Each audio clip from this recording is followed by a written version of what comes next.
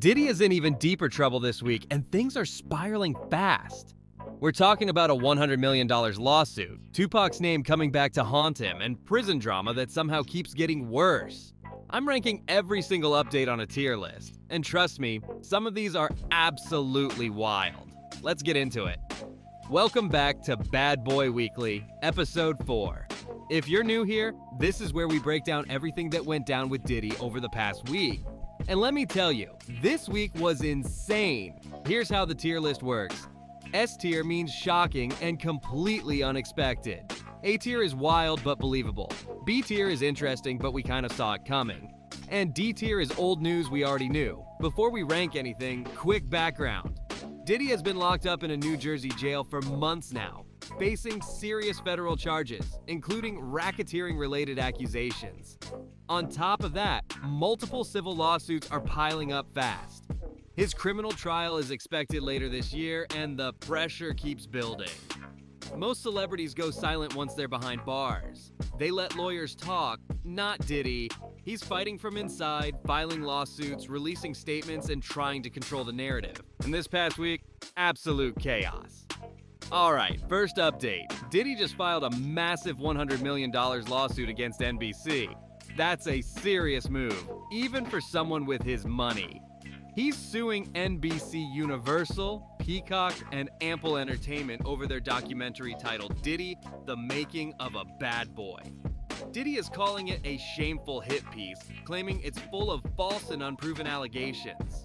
He says they rushed the project and ignored facts just to beat Netflix to the punch, especially since 50 Cent's documentary pulled way more views. Here's where it gets heavy.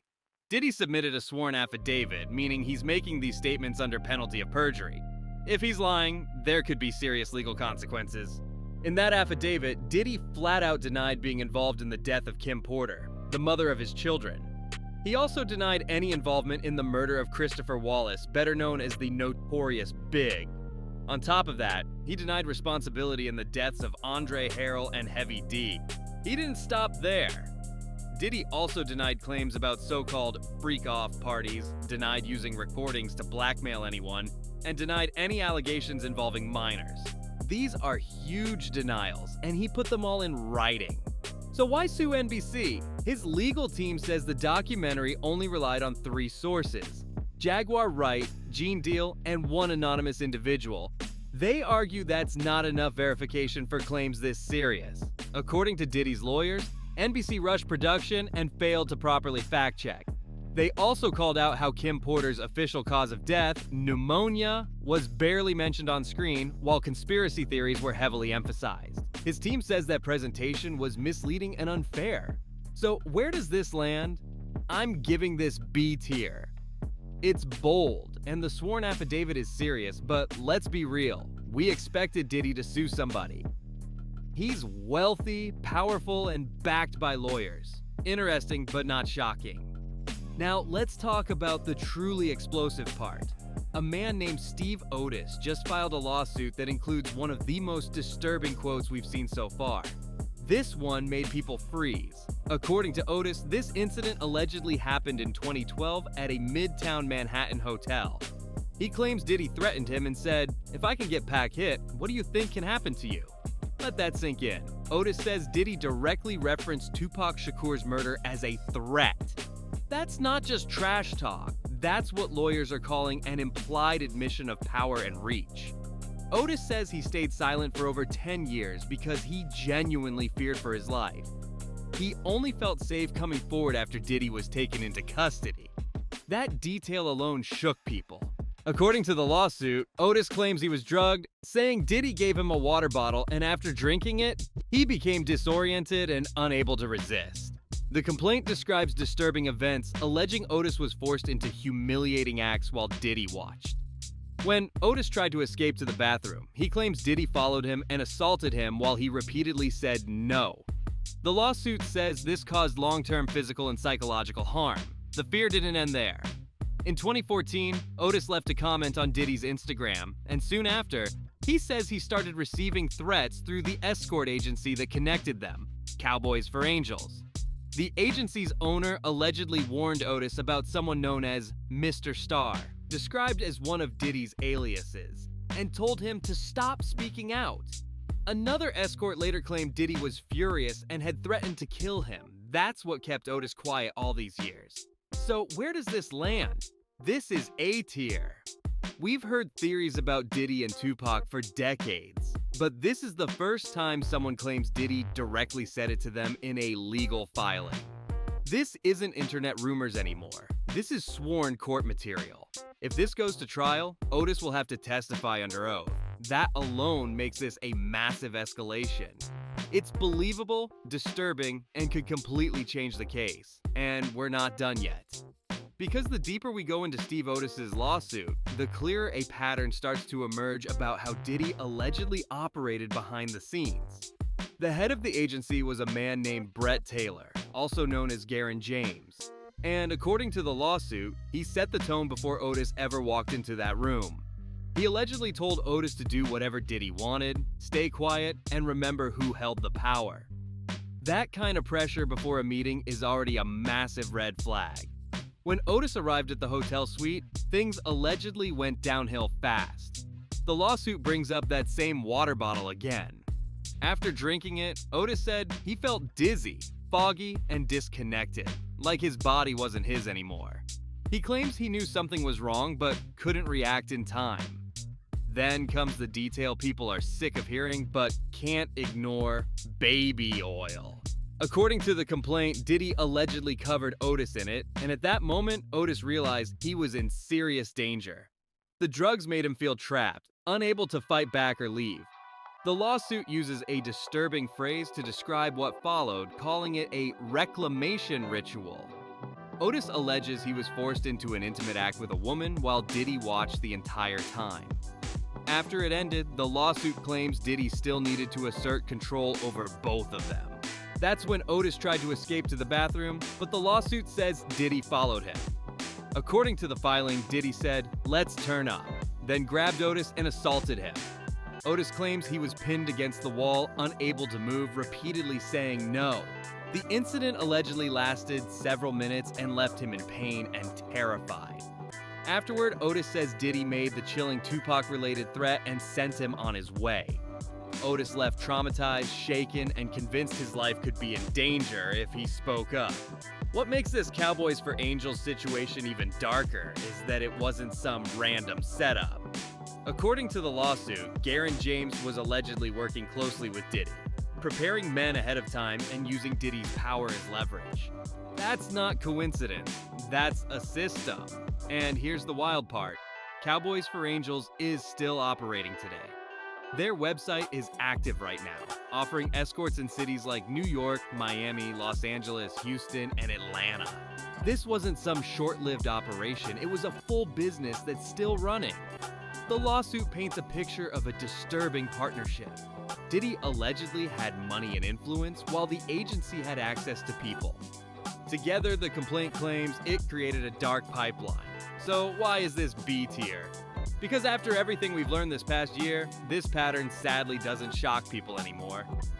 Similar allegations, similar details, same themes of control and silence. Disturbing, yes, but no longer surprising. Now, let's talk about the next update, because this one is heavy. A blind item surfaced involving Justin Bieber and his time around Diddy. Blind items aren't confirmed facts, they're rumors, so take this carefully. But the implications are serious enough that it can't be ignored. The blind item, shared by a TikTok user, referenced freaky times involving Justin during his early career. And here's the part that matters most: Justin was a minor back then. We've all seen those old clips of a very young Justin hanging around Diddy, with Diddy joking about spending 48 hours together. At the time, people brushed it off as mentorship. Now, knowing what's being alleged about Diddy's parties, those videos feel uncomfortable. The blind item hints at inappropriate behavior without details, but the suggestion alone is alarming. That's why this gets A tier. Anything involving a child automatically jumps the scale. Minors can't consent, period. If even part of this were true, it would be one of the most serious allegations imaginable.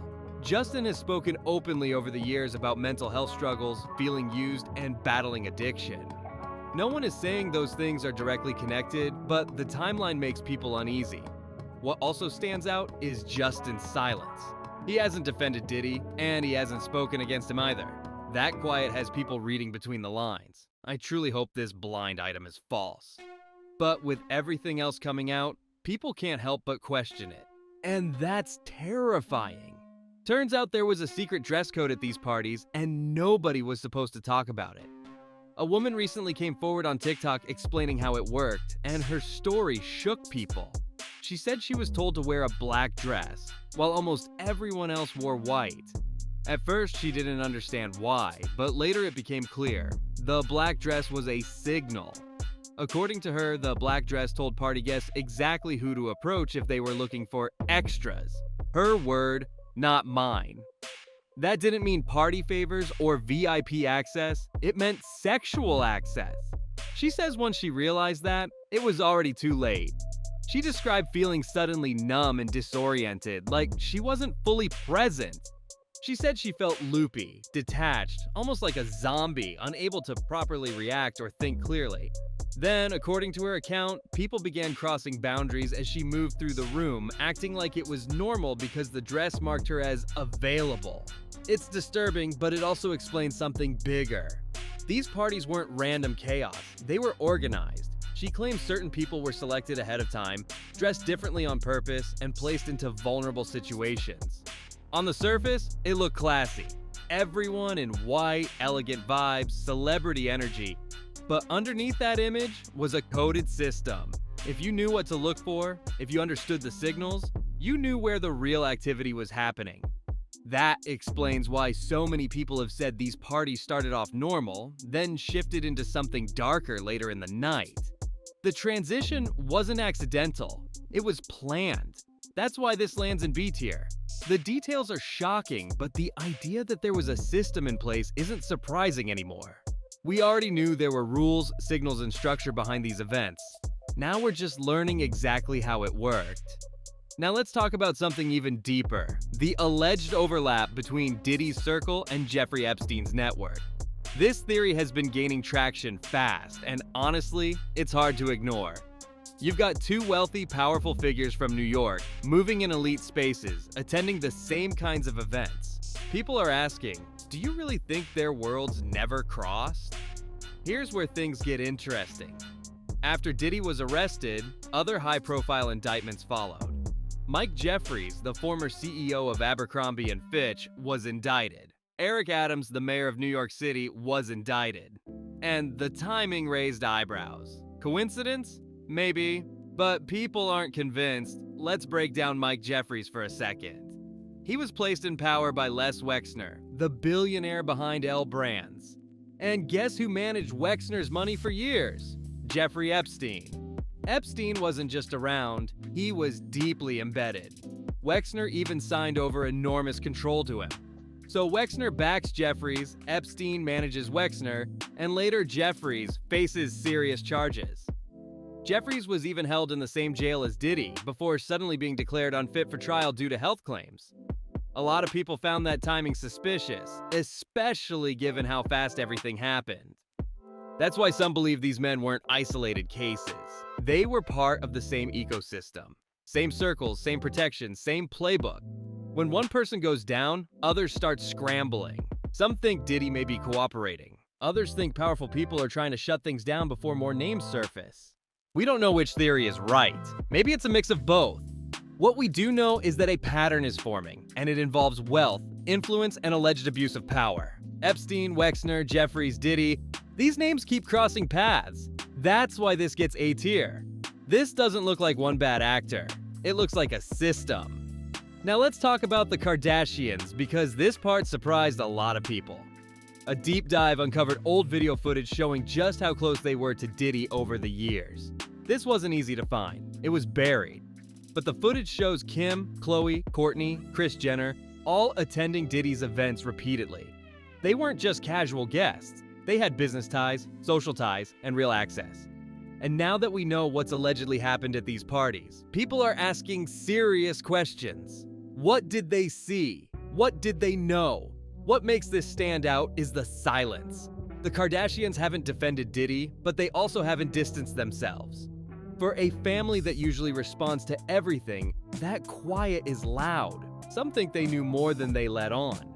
Others think they left early and avoided the worst of it. We don't know, but the footage shows a much closer relationship than most people realized. That's why this gets A tier. The video exists, it's real, and the silence around it feels intentional. Now, a quick one. Diddy broke prison rules. His release date got pushed back 1 month because he made a three-way call involving his lawyer and a PR rep to draft a media statement. That's against prison rules. As punishment, he lost phone and commissary privileges for 90 days. Why is this D tier? Because this is exactly what we expect from Diddy. Of course he's trying to control the narrative from behind bars. Of course he broke the rules. Nothing surprising here. Now the final update, and this one is S tier. We've entered documentary warfare. Diddy's sons, Justin and Christian Combs, are producing a documentary defending their father. That alone wasn't shocking, but here's the twist.